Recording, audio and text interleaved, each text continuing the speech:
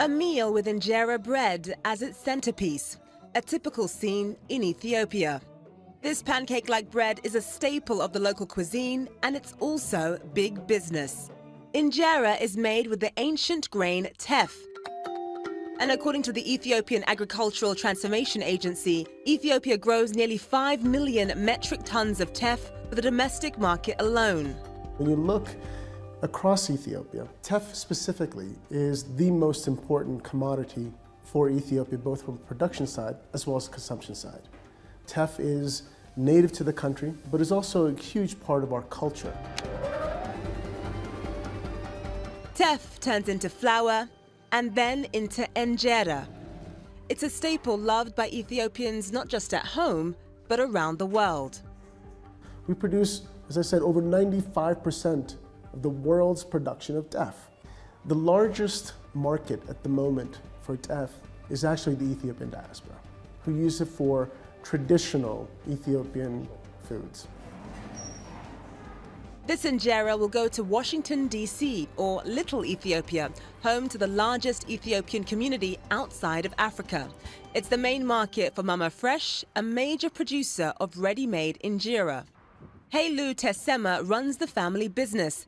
They started exporting in 2008. We are exporting 50% of our product in US, the rest 50% Norway, Sweden, Finland and Nigeria. And every year the demand increased by the foreigners from 7 to 10%. The appeal for injera by more foreigners comes as the world's smallest grain is being hailed as a superfood, a high-fiber and protein-rich nutritional wonder. People are recognizing the nutritional value that teff has. That recognition and market opportunity, like any market opportunity, is driving more entrants. A lot of countries are growing teff. The US, Canada, even as far as Australia. That production is based on market demand. Teff is also gluten-free, now carried by more and more food stores. Holland & Barrett, a British health food chain with over 600 stores, is one of many Western shops that predicts an increase in demand for teff. At the moment in Holland & Barrett we have 3 branded products, 2 teff flour products and a cracker bread with teff flour inside. Well, the gluten-free industry is growing enormously year on year. That market is worth hundreds of millions. We can tap into that, even in a small way, then there's an enormous potential for teff. If we compare it to quinoa and what's happened with that, it's gone from a sort of a niche health food product into mainstream supermarkets. In 2006, Ethiopia banned the export of teff flour and grain, only allowing cooked products to be exported. Earlier this year, the government launched a pilot project, partially lifting the ban. The concern that the Ethiopian government had in the past about exporting was in making sure that there was sufficient amount of supply for the domestic market, for urban consumers, as well as the rural poor.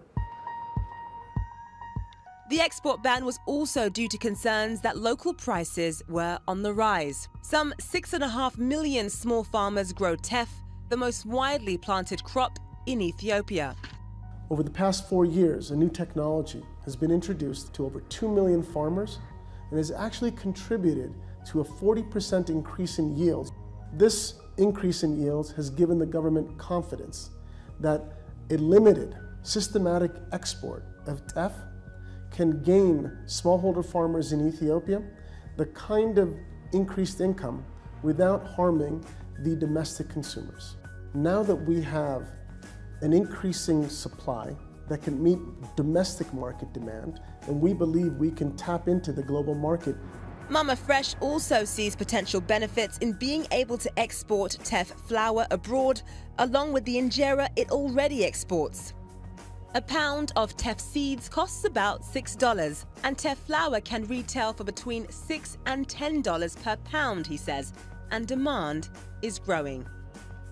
Around 7 or 10 countries, they ask me to export a flour for them. They are waiting for us.